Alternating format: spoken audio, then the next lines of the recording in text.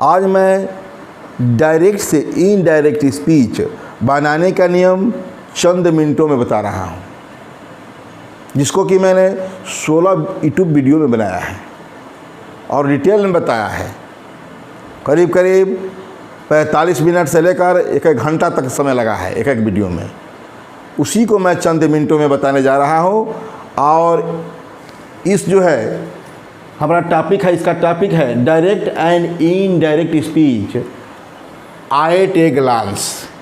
एक निगाह में डायरेक्ट एंड इनडायरेक्ट स्पीच, और मैंने लिखा है ब्रैकेट में विथ पास्ट टेंस, मतलब मीन्स जब रिपोर्टिंग पर पास्ट टेंस में हो उसी के लिए है।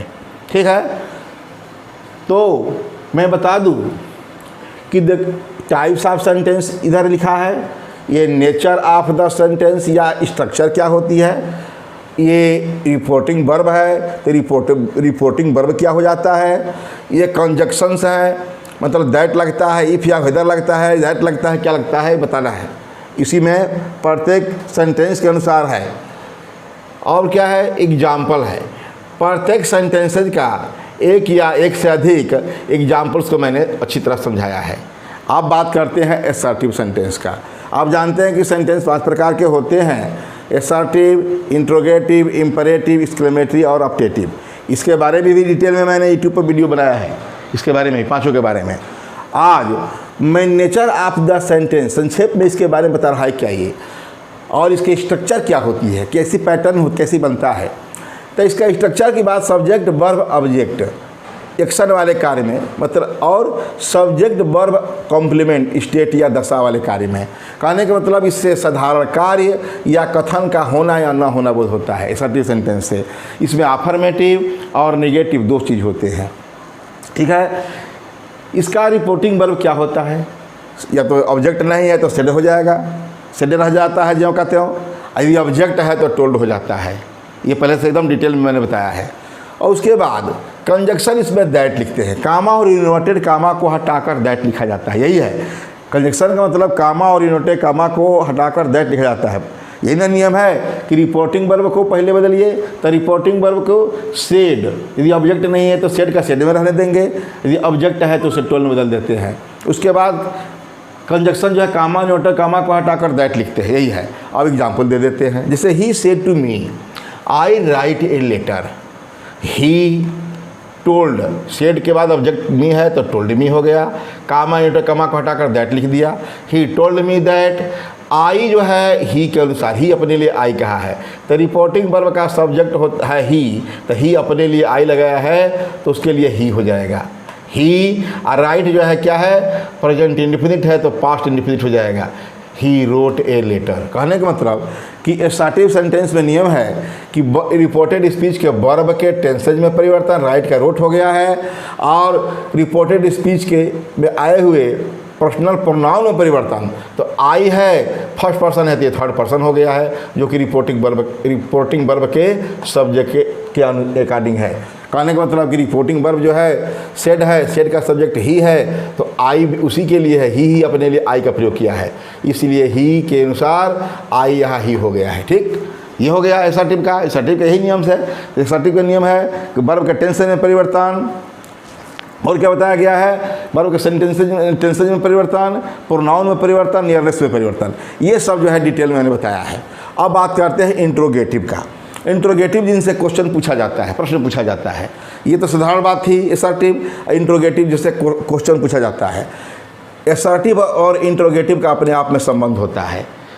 केवल सब्जेक्ट को सब्जेक्ट जो है एसर्टिव में पहले लिखा जाता है तो इंट्रोगेटिव में सब्जेक्ट को हेल्पिंग वर्ब के बाद लिखा जाता है। अंतर यही है। इसका स्ट्रक्चर देखिए, हेल्पिंग वर्ब मतलब हेल्पिंग वर्ब मीन्स क्या हुआ, अरे सहायक क्रिया, do, does, is, are, am जो भी, और प्लस सब्जेक्ट होता है, प्लस वर्ब होता है, प्लस ऑब्जेक्ट होता है, अंत में क्वेश्चन मार्क होता है। यहाँ फुल स्टॉप था, एसर्टिव में फुल स्टॉप है तो यहाँ क्वेश्चन मार्क होता है। क्लियर है। इसमें दो प्रकार होते हैं, एक who, which, why, what, when, where, how, W से शुरू होने वाले और एच से शुरू होने वाले, ये होते हैं। दो प्रकार के होते हैं। पहले बात करते हैं जो ये हेल्पिंग वर्ब से शुरू होने वाले, दोनों के लिए कॉमन जो है आस्क्ड या इनक्वायर्ड आप लिखते हैं रिपोर्टिंग वर्ब। आस्क्ड लिख देंगे या इंक्वायर्ड लिखेंगे तो आप लिखना ही लिखना है। अब बात करते हैं, यदि अब हमारा हेल्पिंग वर्ब से शुरू हो तो इफ़ या वेदर की बात करते हैं। इफ़ या वेदर कंजक्शंस लगता है, मतलब दैट के स्थान पर इफ़ या वेदर लगा।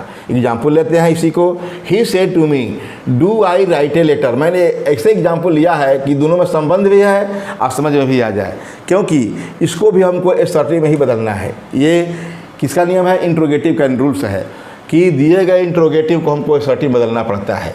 तो क्या कहा? He said to me do I write a letter. उसने मुझसे कहा क्या मैं एक पत्र लिखता हूँ? तो ही आस्क्ड मी इफ, यह इधर ले सकते हैं, ही आई के ही हो गया जिससे मैं उसमें लगा है वही सेम, और राइट का रोट हो गया, लेटर हो गया।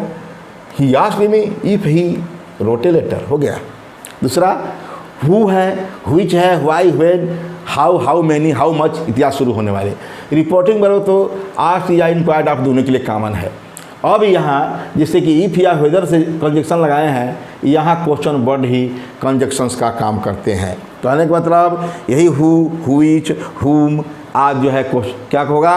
कंजक्शन का काम करेगा। जैसे इसमें बात करते हैं, he said to me why do I write a letter. उसने मुझसे कहा तुम एक पत्र क्यों लिखते हो? तो he asked me why I write a letter. तो he asked me why I write a letter. तो ये उससे पूछा व्हाई मी, यहाँ जो है गलत हो गया है ज़रा सा, और व्हाई ही के जगह पर क्या लिखना है? आई के जगह पर हमको लिखना है he asked me why he wrote a letter. Clear है? Why he wrote a letter, यहाँ छूट गया है व्हाई, और जो है ही हो जाएगा तो ये हो जाए। क्लियर है? अब बात करते हैं इम्परेटिव का। इम्परेटिव सेंटेंस है, तो इम्परेटिव सेंटेंस में जानते हैं आप कि प्रार्थना का, आर्डर का, सलाह का, सुझाव का बोध होता है। ये प्रायः वर्ब से शुरू होते हैं, इसका सब्जेक्ट यू छिपा रहता है। यही पहचान है इसका, verb plus object plus other words. ये वर्ड्स जैसे open the door, go your home, इस प्रकार। तो ये क्या है? वर्ब है, ऑब्जेक्ट और अन्य शब्द से शुरू होता है। इसमें क्या करते हैं? रिपोर्टिंग वर्ब क्या है? ऑर्डर्ड है, रिक्वेस्टेड है, एडवाइस्ड है, फॉरवर्ड है। यदि आदेश का बोध है रिपोर्टेड स्पीच में तो ऑर्डर्ड होगा। ये रिक्वेस्ट का, प्रार्थना या अनुमति का बोध हो तो रिक्वेस्टेड होगा, और यदि इसमें सुझाव या सलाह का बोध हो तो रिपोर्टिंग वर्ब को एडवाइस्ड बदलते हैं। और यदि किसी काम के लिए मना किया गया है अर्थात डोंट का प्रयोग होगा तो फॉरवर्ड लगाते हैं। इसमें देखिए कोई कंजक्शन नहीं होता, इसमें कोई कंजक्शन जैसे कि व्हाट, दैट, इफ, वेदर की तरह या क्वेश्चन वर्ड की तरह कुछ नहीं होता। इसमें क्या होता है? तो टू लगाकर वर्ब को इन्फिनिटी बना देते हैं। कामा कामा को हटाकर टू लगा देते हैं, और जो रिपोर्टेड स्पीच का वर्ब है उनको हम इन्फिनिटी बना देते हैं। तो कलेक्टिव हुआ नहीं, वो तो वर्ब को हम इन्फिनिटी बनाए क्योंकि उसके वर्ब में चेंज करना नहीं है। तो आगे देखिए, he said to me write a letter, इसी को मैंने लिया। उसने मुझसे कहा एक पत्र लिखो। वह मुझे आदेश दिया या सलाह दिया, ये पता नहीं है। ठीक है, आदेश भी दे सकता है, सलाह भी दे सकता है। तो ही ऑर्डर्ड या एडवाइस्ड मी, अब कामा इंटो कामा को हटाया, अब वर्ब राइट है, राइट के पहले टू लगा दिया, टू राइट ए लेटर। देख रहे हैं? ही ऑर्डर्ड या advised me to write a letter. दूसरी बात करते हैं, इसमें मैंने फॉरवर्ड कहा था। क्या कहा था? फॉरवर्ड, मैंने मना किया। तो इसका इंपरेटिव सेंटेंस का होता है निगेटिव भी, उसका डंट, डू नॉट, तो उसको क्या करते हैं? इसे मनाही की जाती है, मत करो। इसमें कहा ही सेड टू मी, उसने मुझसे कहा डोंट राइट ए लेटर, एक पत्र मत लिखो। तो he forbade me to write a letter, उसने पत्र लिखने के लिए मुझे मना किया। इसका दूसरा रिव्यू होता है, इसके दूसरे रूप में बनाते हैं, लेकिन मैं मना किया। He forbade me to write a letter, सबसे इजी रहता है। न दूसरा भी ले सकते हैं, ही एडवाइस्ड या ordered me not to write a letter, इसका भी स्ट्रक्चर है। लेकिन फॉरवर्ड का प्रयोग करते हुए बताया कि he forbade me to write a letter. इस प्रकार मैंने इम्परेटिव का भी बतला दिया। और बात करते हैं एक्सक्लेमेटरी का। याद रहे, ये जो इम्परेटिव सेंटेंसेज में मैंने लेट से शुरू होने वाले के बारे में डिटेल में बताया है, यहाँ नहीं बता सका। सामान्यतः इसी का यूज होता है ज़्यादातर, जिसका ज़्यादा यूज होता है उसी को आईटी ग्लांस में बताया जा सकता है। एक निगाह में वही जान सकते हैं जो सामान्य रूल्स है, स्पेशल रूल्स नहीं जान सकते। एक्सक्लेमेटरी सेंटेंसेज है, देखिए इसमें क्या होता है? आश्चर्य, प्रशंसा, शोक, दुख, इसकी बात होती है। मतलब अचानक जो है हमारे अंदर से निकल जाता है कोई बात, किसी को देख करके खुशी होकर या दुख प्रकट करते हैं अचानक, उसको हम क्या कहते हैं? एक्सक्लेमेटरी सेंटेंसेज कहते हैं। इसकी स्ट्रक्चर क्या होती है? तो स्ट्रक्चर दो प्रकार की होती है। एक तो एक्सक्लेमेशन वर्ड्स वाले, hurray, alas, bravo, fie fie, help help, इस तरह कहने का मतलब कि ये एक्सक्लेमेशन वर्ड्स है, कंजक्शन होते हैं, इसमें संबोधन का चिन्ह लगा होता है, एक्सक्लेमेशन मार्क लगा होता है। इसके बाद कोई एक्सर्टिव सेंटेंस होता है। इसकी बनावट ये है पहला। दूसरा तो व्हाट है, हाउ है, नाउन या एडजेक्टिव है, अब plus subject plus verb plus अंत में एक्सक्लेमेशन मार्क है, अंत में होता है। कहने का मतलब पहले ही बात करते हैं कि हुर्रे, एल्लास, ब्रेवो या अन्य एक्सक्लेमेशन वर्ड्स हैं, इनके साथ प्लस एसर्टिव सेंटेंस होता है। इसे इसका नेचर बता रहा हूँ। कहने का मतलब कि एसर्टिव सेंटेंस भी इन एक्सक्लेमेशन वर्ड्स के अनुसार होता है। खुशी वाली बात है, ये हुर्रे से जॉय का पता चलता है, आनंद का पता चलता है, एल्लास से दुख का पता चलता है, ब्रेवो से प्रशंसा का पता चलता है। इस प्रकार बहुत से शब्द हैं इनके लिए, ठीक है। तो इसमें जैसा ये शब्द ये रहेगा एक्सक्लेमेशन वर्ड, उसी प्रकार के एसर्टिव सेंटेंस होता है, ठीक है। हम बात करते हैं इसमें रिपोर्टिंग वर्ब क्या होगा। एक्सक्लेम्ड विथ जॉय, यदि आनंद है तो एक्सक्लेम्ड विथ जॉय हो जाएगा। इस सारो है, दुख है, एलास है तो एक्सक्लेम्ड विथ सारो हो जाएगा। ये प्रेज ब्रेवो है तो प्रेज्ड हो जाएगा या प्लाडेड हो जाएगा। इसका क्या करते हैं? कंजक्शन होता है दैट। देखिए दैट प्रबल है, यहाँ भी दैट है, यहाँ भी दैट आ गया, तो क्या होता है? इसका कंजक्शन होता है दैट, अर्थात रिपोर्ट कामा और इन्वर्टेड कामा को हटाकर हम दैट लिखते हैं। आगे देखिए example, he said hurray we have won the match. देखिए खुशी की बात है, hurray we have won the match. जब मैच जीत चुके हैं तो खुशी की तो बात है ही है। तो इसमें कहा ही exclaimed with joy that. He hurray के जगह पर हुर्रे को हटाया, हटाने के बाद ही सब्जेक्ट है, सेड के जगह पर एक्सक्लेम्ड विथ जॉय। जैसे मैं बताया था एक्सक्लेम्ड विथ जॉय, सारो अपलाडेड, तो यहाँ एक्सक्लेम्ड विथ जॉय हो गया।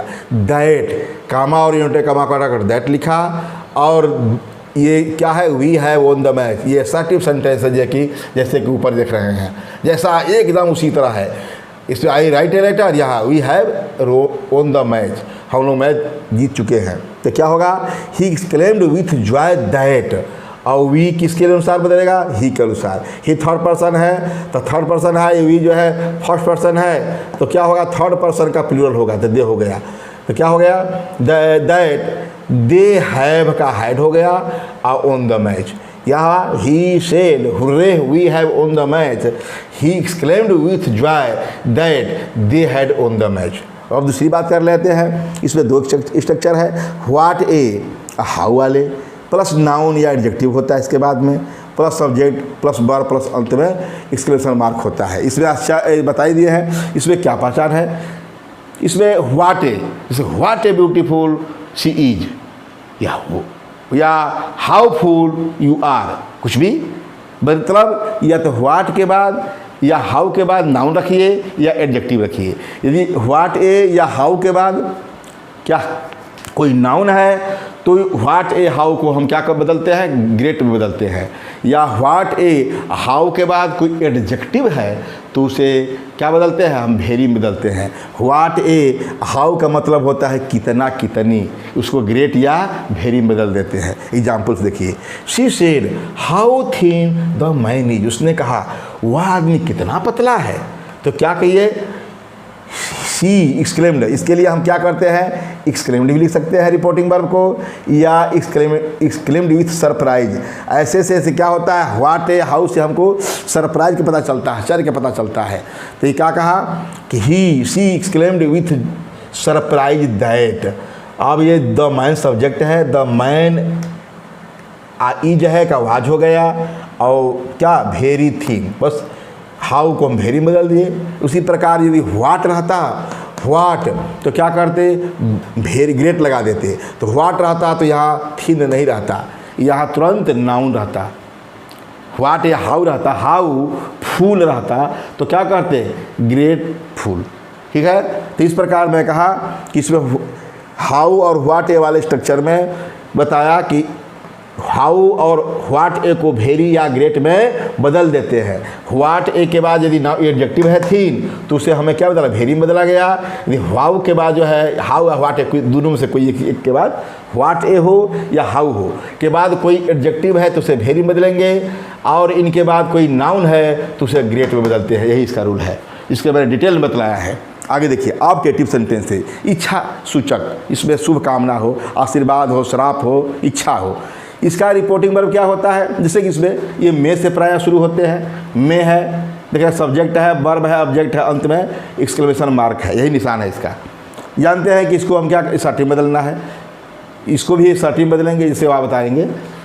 इसका क्या करते हैं, यदि आपका आशीर्वाद है या शुभ कामना है तो हम रिपोर्टिंग वर्ब को इष्ट बदलते हैं, श्राप है तो कृष्ण बदलते हैं, ईश्वर से प्रार्थना है तो प्रेड बदलते हैं।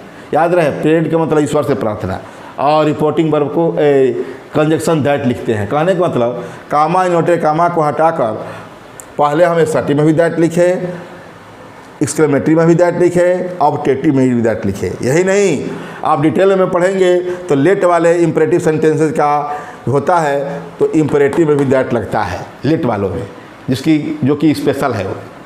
तो क्या कहा ये दैट, और मैं कहा the old man said to me, बूढ़े व्यक्ति ने मुझसे कहा, may you succeed in your life, ईश्वर करे तू अपने जीवन में सफल हो। क्या होगा, the old man wished me, मुझे क्या विश किया, आशीर्वाद दिया, दैट आई, क्या होगा यू कहा, तो यू किसके लिए कहा, रिपोर्टिंग वर्ब का ऑब्जेक्ट मी है तो मी के लिए यू कहा गया है तो आई हो गया। The old man wished me that I might, may को माइट बदलते हैं, नियम है, succeed in my life, your है तो आई हो गया, तो अब यू के साथ योर है तो आई हो गया यू की जगह पर, तो योर की जगह पर माई होगा। The old man wished me that I might succeed in my life. इस प्रकार मैं बताया, ऑब्जेक्टिव भी बता दिया कि ऑब्जेक्टिव में इच्छा, शुभ कामना आदि का बोध होता है। यूज्ड, कष्ट, प्रेर आदि इसके रिपोर्टिंग वर्ब होते हैं। कनेक्टिव वर्ब जो है कहिए कंजक्शन जो है दैट लगता है, और इसके बारे में मैंने बताया कि मे को हटाकर माइट बदल देते हैं। एकदम क्या है एसर्टिव सेंटेंस का संरचना कर देते हैं, उसी के अनुसार टेंस आदि परिवर्तन करते हैं। इस प्रकार मैंने क्या किया, आईटे गलांस जो है क्या मैं डायरेक्शन बतलाया। ये मत सोचिएगा कि आईटे गलांस में सब देख लेंगे, डिटेल में जब देख लेंगे अच्छी तरह से, डिटेल में कहीं से भी या तो बुक से पढ़िए या मैंने यूट्यूब वीडियो पर इतना डाल दिया है कि बुक्स की आवश्यकता नहीं है, उसको डिटेल में देखिए। 16 वीडियो है, 16 वीडियो मैंने डिटेल में डाला है, उसका जो है चंद मिनटों में मैंने बताया, और उस देखने के बाद ये हमेशा दिमाग में रहेगा। ये बहुत काम का चीज़ है, यानी चाहे एग्जामिनेशंस हो चाहे कहीं भी हो, ये हमेशा दिमाग में बना रहेगा। क्या direct and indirect speech at a glance, यदि आपके माइंड में हमेशा बना रहा तो बड़ी काम का चीज़ है। That's all.